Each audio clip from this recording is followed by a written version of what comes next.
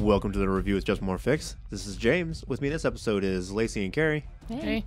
You can find us online at justmorefix.com or on Twitter at justmorefix. If you like us, you can support us at Patreon, and you can give us a rating and review at iTunes or wherever you find us at. In this episode, we're going to review Night Witches.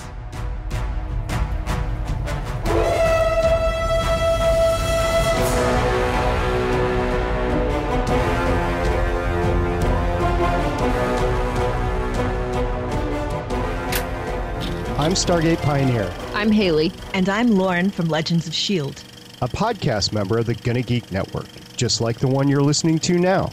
The opinions expressed are those of each individual. Check out all the other podcasts at GonnaGeekNetwork.com and get ready because geekiness begins in 3, 2, 1. Welcome to Just More Fix. So as you guys heard, we're getting back to doing reviews again because we have finally gotten around to playing several games that we enjoy. And the first one we're going to do is Night Witches. And it can only happen when you're surprised. Okay. So Night Witches is from Bully Pulpit Games, and it's written by Jason Morningstar, and it is a Powered by the Apocalypse game, and it is about a division of Russian women that were bomber pilots in World War II. And it focuses from the start of the war basically to the end of the war. And it's sort of a very contained setting and game. And you play all female pilots that are part of this bomber brigade, basically. So the game shifts from day cycle to night cycle, and we'll kind of go into that a little bit more. So it's not just the actual bombing. It's also about the relationships and the politics that happen inside their military unit and how all that kind of comes together. So first off, the book is I believe you can get in a hardback if you were a Kickstarter backer, but most of the copies that I've seen now are the journal-size softback books. It's got a color cover and appropriately red and black. Yeah. And the interior is mostly black and white or green, black and white. So, and there's some artwork inside that is full color, and then a couple that are like just black and white and stuff. So the artwork is very cool. I like it a lot. It looks like a lot of the actual women that flew with the 588th were sort of rotoscoped basically and put in there in a more, they're not actual photos. They're what style would you call that? A caricature? No. I don't know. I'm not an art person.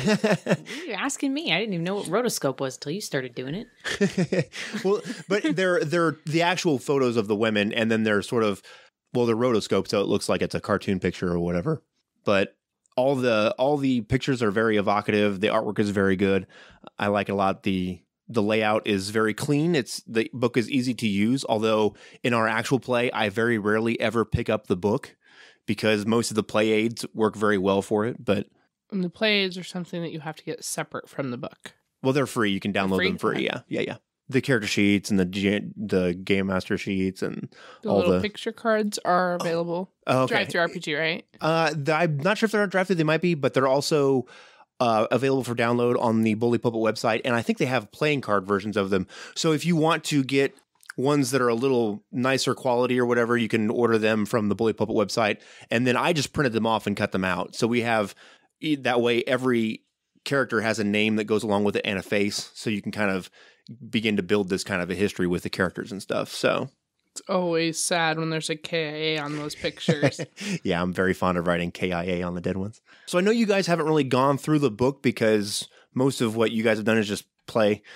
So as far as the artwork goes, do you like the way the sort of the realistic animated pictures are? Or would you rather have actual pictures of people? Or what do you think about that? I don't want real pictures of people because it's harder to imagine them as your character. Okay. If it's a real person. Right. Sure. I like that when I start looking up some of the historical facts, I can find pictures. I'm like, that lady looks remarkably like one of the people we've encountered in game. So I like that they're cartoonized and still realistic, but not, here's your photo of somebody that actually existed. Right. There you go. Have a good day. Well, I know we have mentioned in other podcasts before about using headshots for different characters to sort of, get everybody on the same page. And you can say a lot with a picture of a person.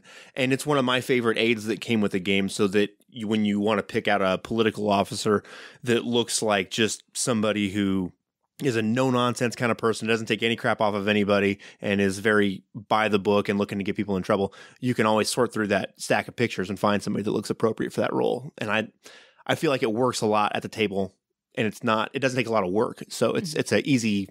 I feel like it's really impactful when someone dies, because when you have an actual picture of them, you're like, oh no, this was like a person, and then and you're kind of dicks. You killed in action on the cards at the table. We have lay them out for us to see. we have an actual play of Night Witches, and we're about 6 sessions in, and it's broken up into several different episodes. But one of the things that my favorite thing to do is that when different pilots are shot down or killed or whatever, we actually write KIA in big red letters on the card, and it has a pretty good emotional impact at the table. And in that, that picture is never coming back. That one's very not being final. reused. Yeah, exactly. But either way, the pictures, I think, would still make it more meaningful when you lose a character, because you have a stronger connection, because you could, something you can see and hold. All of the extra resources are free now. I think they have been. When we first started playing, I tried to look up some of the character sheet stuff and the pictures, and I could not find it anywhere. Okay. Cool. As a physical artifact, the book is handy to have, but I will say that if you're more of a person who just likes to have the PDF, once you have read through the book and kind of understand how the system works, I don't reference the book hardly at all when we've ran this game. So if you just want the PDF, you can run this game very easily with just the PDF, especially if you're used to Powered by the Apocalypse style games. And as players, we haven't had to touch the book at all. Yeah.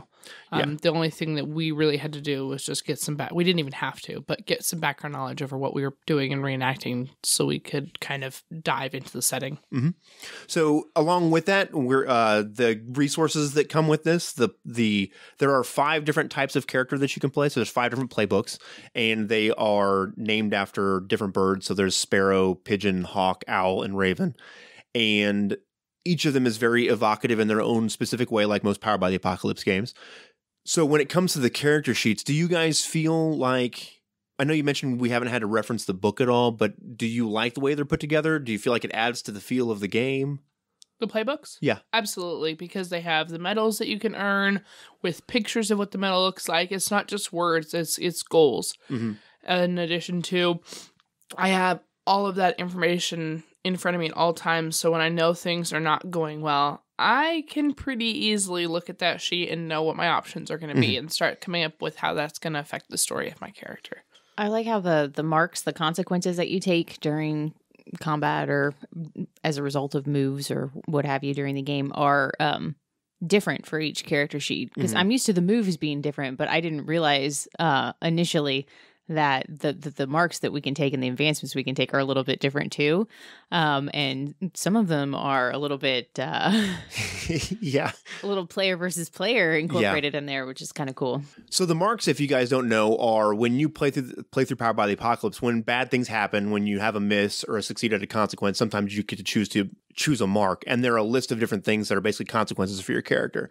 Other than that, it's pretty close to the way most of the Powered by the Apocalypse stuff works. So it's 2d6, 10 plus is a hit, or a strong hit, 7 to 9 is a weak hit, and then 6 and less is a miss. And fundamentally, the rest of it works pretty close to the same of all the other Powered by the Apocalypse games. I feel like the experience is different than, because a lot of the other ones, it was like, you keep track of like when you succeed on a move or something like this, and there's like a tally that you add up to. This one, there are particular duty stations where when you succeed out those missions, you take an advancement, which is how they do experience, or you pick I don't know what it's called, like a sub role, not like the owl raven thing, but it's called roll. Is that what it's called? Yeah. Okay. You pick a role, and that role has a specific task that you have to meet in order to mark advancement. And those are kind of like the only ways that it happens. And marks. Yes, and marks. It's kind of nice because you're not, I feel like this game is compressed in time, right, down to a very specific thing. And it's pretty lethal. It's pretty easy to die because of the way the missions work and stuff. So instead of ticking off experience, it's nice to just get an advancement. Well, but more than that, too, you actually have to do something concrete to get an advancement. Like you have to meet this goal or you don't get one, or you have to really blunder something up and learn from experience. It's basically like what that's representing. Right. Okay, so in terms of Powered by the Apocalypse, we've talked about how largely it's very similar, right? In the way the basic moves work with like eyeball and scrutinize and all this kind of stuff, right?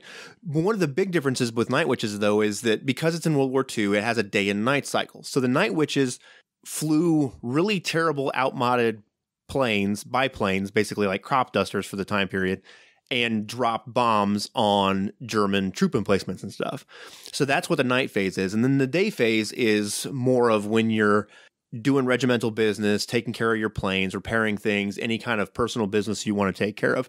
So it divides the game into two separate things, right? Have you guys enjoyed that, the way it's set up that way? Does it add to the game, do you think? I like that it's broken up like that. And it's almost like you're playing two different games. Mm-hmm. It was a little kind of hiccupy at first because I felt like the same thing with this where we had with Mouse Guard, where it was like one portion of it was really robust and the other one was a little flat. But then I think some of that was us getting used to our characters too. Right. But yeah, there's much more of a player driven aspect to the day cycle. So I just feel like as long as your players know going into it like this, you really need to role play and have goals and push to do things during the day phase, then I feel like it's okay. I love it. Day phase is my favorite, though, because I like the social aspect more. Mm-hmm. But I will say night phase kind of represents the combat part of a game, but it's not boring. Everybody's engaged. Everybody has a role they have to fill, and everybody is aiding the next person. So if you're disengaged and failing, then your other comrades are losing too. So it's very like you have to invest yourself in the combat part of it, the night phase. And if you don't, the consequences cause you to interact more. And I like it. I think they do a really good job splitting it up. And even when it does get dire, because that's what Apocalypse World is, it's bad, it's dangerous, bad things are going to happen. It's so fitting. You're just this little flammable piece of fabric in the air, held together by wood and shellac, canvas, and plywood. I think there's some spit in there. So the night phase is broken down pretty cleanly. It's only a couple rolls. There's like a wayfinding roll where it's kind of like a navigation roll and then an attack roll. And then you work together as a team to make sure that you try and accomplish the goals, right? And if you don't outright succeed, then you have to choose some consequences. And I will say, one of my biggest concerns was as we played that I thought that the bombing scenes would get kind of repetitive and sort of lose some of their impact, but it didn't seem like that's been happening. Do you guys feel like it has, or have they been different enough and varied enough to where it's still impactful? I honestly think you could have us run the same bombing mission every time and it wouldn't matter because everyone is so deadly. It's not like I'm fighting the goblins, now I'm fighting the dragon. No, it's like every time I'm fighting the dragon. And every time my character could die in this one role if I mess it up. And also with us choosing our consequences, stuff that's happening in the daytime is impacting what our choices are going to be. And so that's why they get more robust and flavorful as the game progresses, because maybe initially I'm just out there to save my own skin, but after a while I've been flying with these girls and maybe they're more important to me. Maybe I know what's going on in their lives and I want to make sure that they make it home or that they don't get heckled by the secret place. The Polita truck. So there's a whole lot you have to like weigh when you're picking these consequences because you know everybody's story and you know who they're in trouble with and who's succeeding. And is your skin more important? Right. Well, I found that hard as like the person picking who goes in the planes too, because now I'm like, well, it's already been said, like all of us consistently live and the people we're with die. So then I'm trying to like mix it up so that if somebody does die, like it's not just always, and I'm like, this is terrible. So that's something that we haven't mentioned yet. It's a military game, but the rank that you have does play into the game. So there's someone who is your section commander, which is sort of like over the commander of the 3 planes that are in your group, right? And each plane has 2 people in it. So generally the game is kind of designed for 4 people is the way that they've kind of structured it. So there's always going to be some NPCs in the planes that can take damage and take consequences and stuff. But there's not a lot of room. You can only take 4 harm before you die. So I think casualties on board is one of the consequences, and it divides 6 harm among the 2 of you. Well, and one of the other consequences is take enemy fire, which is going to lead to more harm. That's the next thing that's going to happen. So it's like 2 of them really are. Right. When it comes to the military side of things, have you guys found that when we play the rank in like staying within the military code have been hindering, or has it added to the feel of the game? Or It's expected with the game. It's a military game, right? And it's not like it's difficult to keep track of because it's the advancement is written at the top of your character sheet because you can advance too. So it's right, easy. And people are listed in rank order that are important NPCs. It's not like difficult to keep track of who's who. I like it. It adds to the history part, and like Lacey said, it's on the character sheet. Right. All right, so we've talked a lot about how the night cycle works and all that kind of stuff, but the day cycle is really where a lot of the game happens. And one of my favorite things about this game is that while you're all playing these night witches and you're going on these bombing raids, I feel like the game is really about the lives that happen while you're on the ground, and the drama and the relationships and the consequences with your superior officers and the politotruck and all this kind of stuff. Do you guys feel like that's where I know most of the drama happens when you're on the ground, but do you feel like that's the better part of the game, or do you know what I'm saying? Like, I already said it's my favorite, but I think it varies based off player, because I think for some people, they want to just get there and finish the mission, accomplish the mission, and see how it advances them and helps them grow. And that's a player preference. But for me, I want the story. I'm here to find out what's happening and who's with who. And right. And well, I mean, that makes a lot of sense too, because there are people that are just like that. So if you were on a military camp, there'd probably be somebody that's like, okay, let's get to our next mission, right. and forget all this, but. And even if that was your favorite type of thing, you can easily spend that day cycle chalking up some sort of like chips to help you with that night mission. So it isn't lost on people that might prefer the actual combat part. Yeah, there's a lot of day moves that let you add bonus points to your mission pool for rerolls. Or work on your plane, or it doesn't have to be all social. It's you're driving your day cycle. Right. And we haven't mentioned the mission pool yet, but so like with all the moves for Apocalypse World, it's 2d6 plus a stat, and then you have a stack of, we use chips in the middle of the table, and each of those can be a +1 that you can spend towards a roll during the mission to sort of help you along a little bit, because I feel like if they weren't there, it would be terrible. And it would be very punishing. +1. Right. One chip for a +1. So. All right, is there anything you guys to highlight the day phase? We kind of, The fact, I don't know if it's in the rules or if it's something that you do, but the 3 types that we can do. So personal, regimental, and squadron business. I think that's important to mention, that you're not just spending your entire day phase, getting munchies for yourself or figuring out who you're going to hang out with or making slide deals on the side for your own gain. You're also trying to make gains for your regiment and your squad. And it also doesn't completely screw you over when you have damaged planes and damage on your person that you have to heal. So you're like, okay, well, now I'm resting in bed and fixing my plane and going back up and getting shot again. And now I'm resting and fixing my plane. And like, no, you need to have a little bit more. Otherwise, you're not going to have that drama. Right. I think clarifying that was what really helped separate it from you, like that first couple awkwardness. I think that's what really got rid of it. I agree. Us. Right on. I know it's not in the book, but it would be really cool if they included a letter writing phase, because I feel like that's also like strongly impacted. So one of the moves is called reaching out, and it's one of the ways that you can sort of reduce your harm and sort of add to the mission pool and whatnot.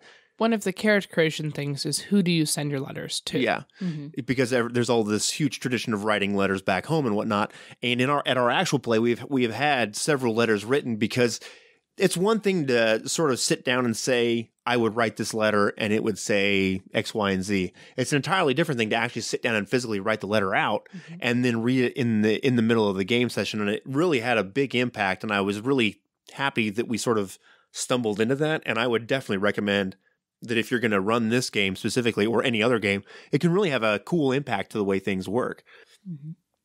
We kind of talked a lot about what the Night Witches do and the missions and how they relate to one another. But another big piece of this is that you are in the 588th was an all women bomber brigade, right? And so there's this interesting dynamic where the Red Army is actually segregated between men and women. So there's not supposed to be any interaction. But as we all know, if you have a co-ed situation, people are going to talk and romances spark and friendships and all kinds of stuff, right?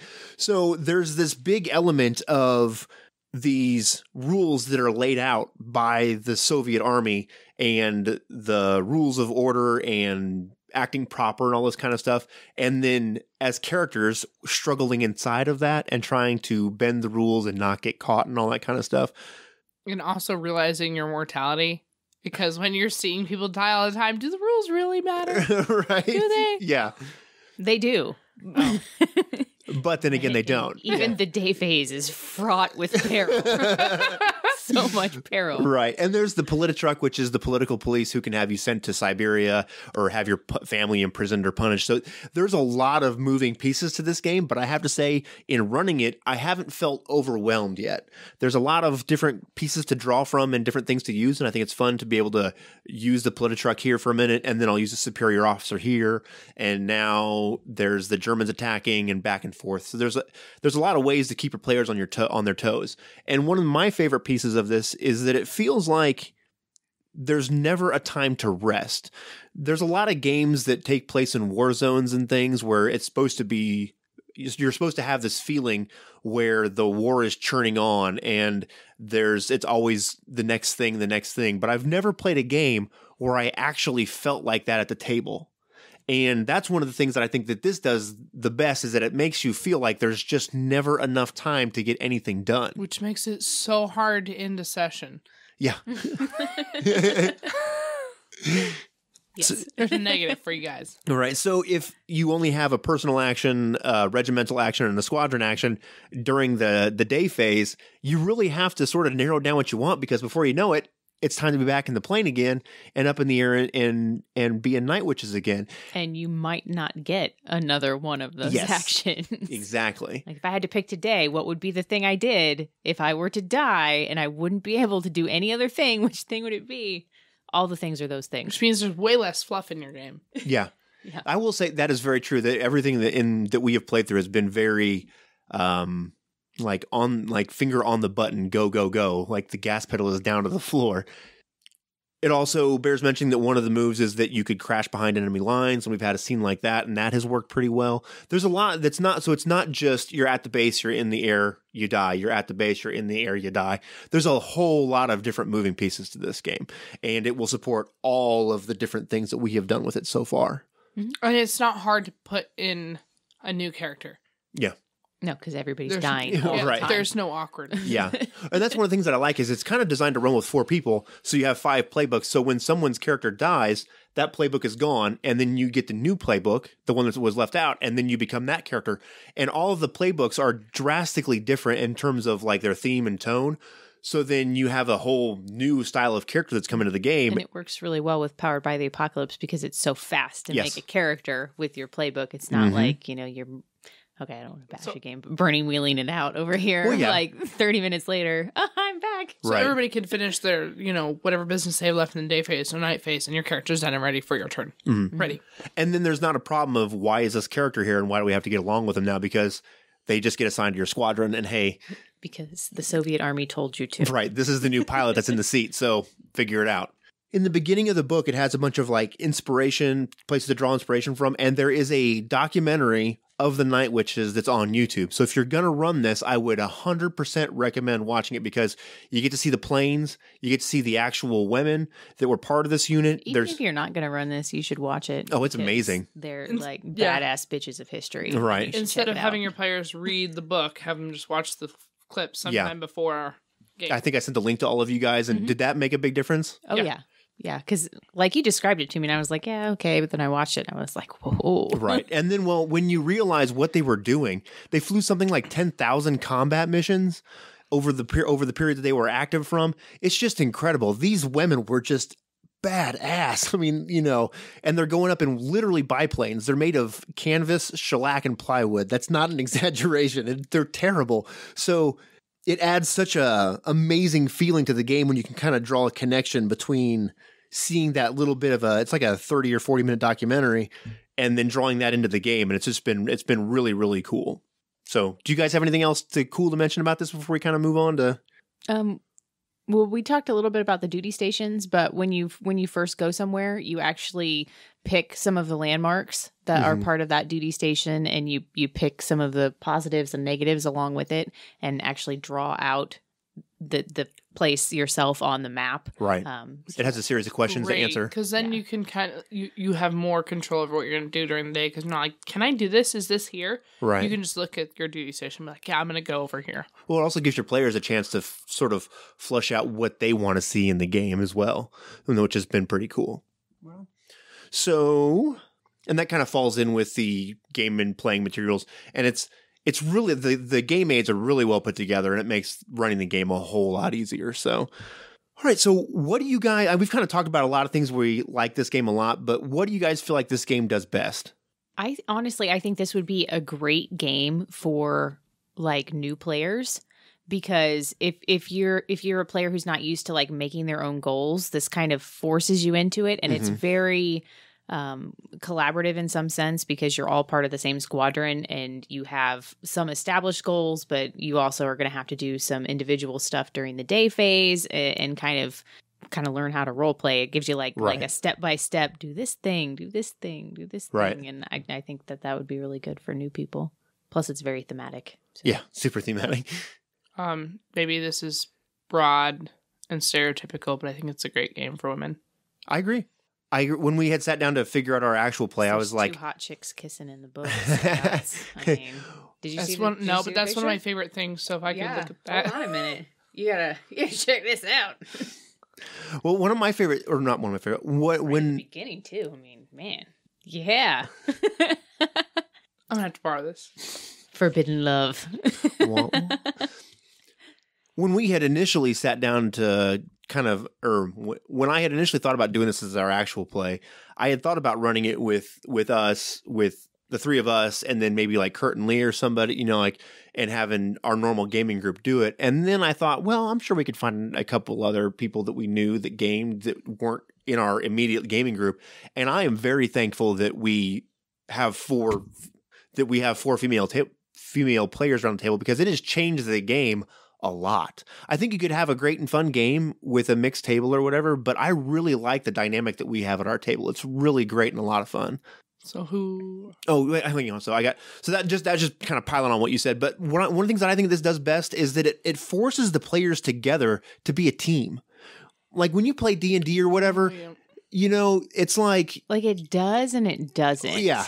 It's like this because huge everybody conflict. has moves that they can use against the other players for their own personal benefit too. Right. But like you have to get along enough to live through the night. Which is actually why I think playing with all women makes it harder and easier at the same time, because I have more reasons not to hurt these people, but I really want to save my skin. Yeah. Whereas if I was playing with Lee, I probably would have killed him already. Right on. I agree. If I was playing with Lee, I would have killed him already. Well, it's interesting, like during the day phase, you're sort of like trying to accomplish the goals for the squadron and stuff. And that's kind of when everybody kind of goes their own separate ways, and you can kind of be a little more player versus player, I guess, or however you want to say that. But when it's time to get in butts and seats in the planes and go fly the missions, like it's everybody comes together and we sort of sort out our crap and get the job done. There's this real sense of kind of like duty, but not. Which is awesome, because nobody wants to be trying to beat the bad guy and then get hit from behind. Yeah, I agree. Okay, so where do you guys think this game falls short? I think the same thing with this as I thought with Mouse Guard. In, like I said, like that player portion is very much like on the players. Right. There's not a lot of direction given with that, because like the night phase is very regimented. You pick the mission, so you know what you're doing, and then you kind of run all of that for us, and so it gives you a lot of agency over that portion, but you have to take the initiative to do it. Right. There's not a lot of guidance to that part of it, and so if you have players that aren't very good at that at your table, or at least a couple of them that are good at it to balance Kind it of getting out, the ball rolling. right? Yeah, then I think that would be difficult. Well, Yeah, so that's my only criticism, I think. I heart this game. right on. So I agree. I love this game very much. I think this game too. That's a cop out. No. Okay, I don't the want to only play it one with a with bunch of criticism. guys, so there's my negative. I don't want to play with dudes. Why? Maybe like one. Actually, we're thinking about toppling you actually and instating a female GM too. We're taking interviews right now. If you're out there and you, I don't know how to put this. It's the same way that sometimes things fall flat when we play Bluebeard's Bride and there's a guy playing one of the roles. It just sometimes falls a little bit for me. I'm just like, no. So my one criticism for this game is that if you don't want to play this game, then it is definitely not for you. Like, it does one thing really well. Do you know what I'm saying? Yeah, I would also say that it probably doesn't have a whole lot of playability. Because you could play it again, but you're probably still going to think about that first time. Mm-hmm. I agree. Well, and then there's several different duty stations. So, like, if you didn't have, like, we're doing a game that is hopefully going to run from the beginning of the war till the end. But if you didn't have that setup of a game, you could play the first duty station with one group, and then, okay, we're going to play this game again. We'll grab the fourth duty station maybe, and each would, like, that might work or whatever. But I agree. It could work as a one-shot. Yeah. Oh, I was just going to say I wouldn't want to play this game as a one-shot because I don't think you'd get the same level of squadron cohesion and friendship building. Like, it'd be more war-oriented, and it wouldn't be like there would be the same depth of interaction between the characters.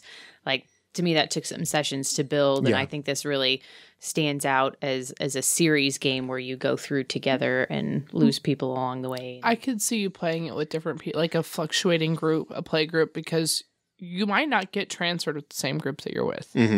And so you're also dealing with losing your friends and having to make new friends. So I'd be okay with that, just not a one 4-hour session and we're done. I don't think it would be as good for that. But the fluctuating group, I think that could work. Right on. So who is this game for? Everyone. Me. All the people. All of the people. All the time. Not everybody.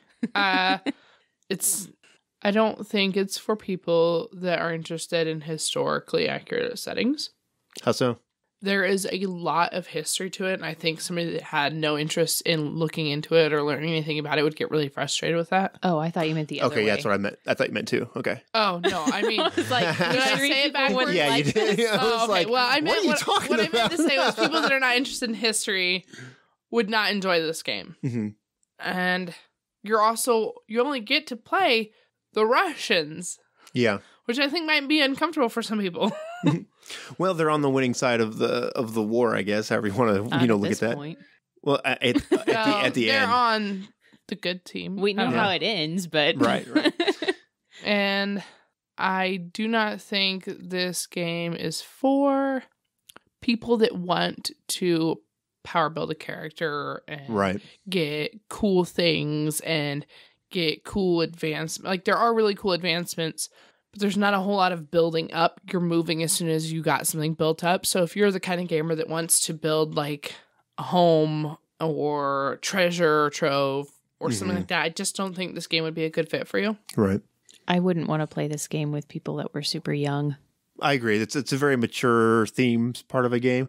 I can agree with that. I think if it's the same age group, do you know what I'm saying? I think it could work. In the same way with Monster Hearts, I don't want to sit down with Monster Hearts with a bunch of, real young gamers and play that either.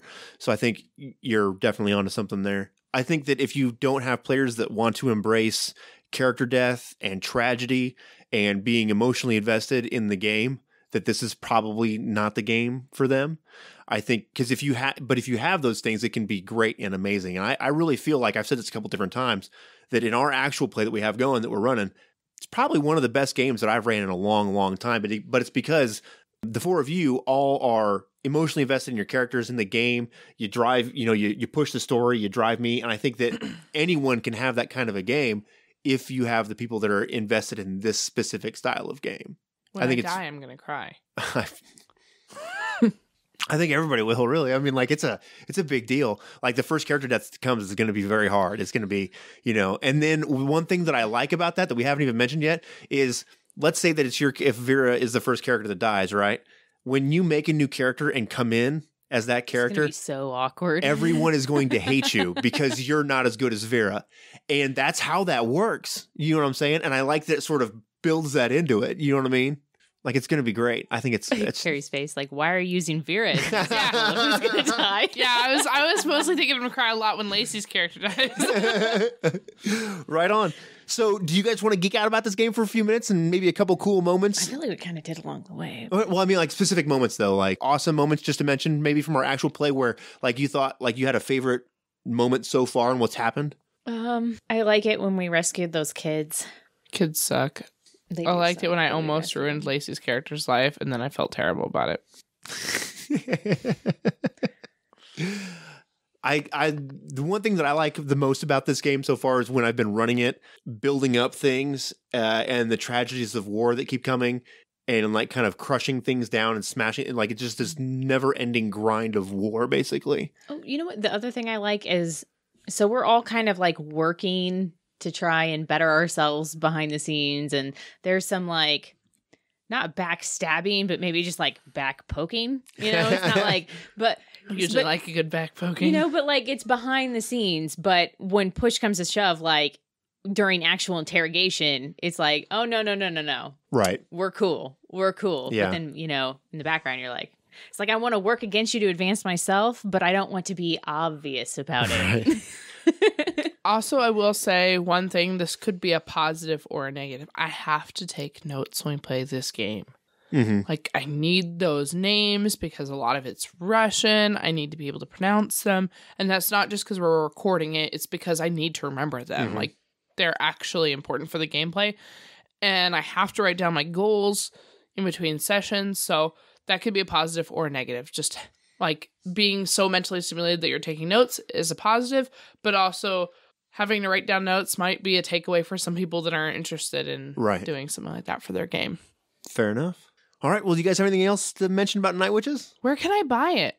It's available on DriveThruRPG and I believe at bullypulpit.com. If you wanted to check out all the resources, I found them online right now. It's bullypulpitgames.com. Bullypulpitgames.com. There you go. We'll link all that in the show notes, and you guys can check those out. And at Bully Pulpit, you can find the playbooks and all that kind of stuff to take a look at if you're curious to see how the gameplay works and whatever. Because there's a lot of different pieces depending on which playbook you choose and whatnot. It changes the game a lot depending on which playbooks are active at the moment. So, and I personally, before I ran this, wanted to play it. Did you play it before you ran it for us? No. Did I was you listen terrified. to a live play or an actual play? Okay. There like weren't any. No. There were a lot of. Now there's a few more, but well, we have our actual play, but every time I've gone to the game booth, Games on Demand at Gen Con, this game was running. Oh, and really? Lee never wanted to go play with me, and I always wanted to play this game. But every time I've gone up there, they've had this game. Well, I'm running it at our next Indie RPG Day in Terre Haute, so it should be a good time. So somebody could come check it out. Absolutely. So, right on. Well, it's no surprise. We love this game. We're doing an actual play of it, and you can check that out at justmorefix.com or iTunes or Stitcher, wherever you find podcasts or whatever. So we're on like episode 11, I think, or maybe 12. Is that now? 14 just got released. Shut the front door. Yeah. Episode 14. Yeah. 14 episodes of awesome. And I think there's 1 or 2 more in the can, and we're about to go record now, which will turn into probably 3 or 4 more episodes. So, and we're about halfway through. We're coming up on the halfway point of the duty station. Is someone going to die today? I think there's probably a pretty good chance of it. So we'll see how it goes. He says that every day. We'll be fine. I don't know what happened last time. All right. Well, so uncomfortable. Night Witches. Check it out. Night Witches! There you go.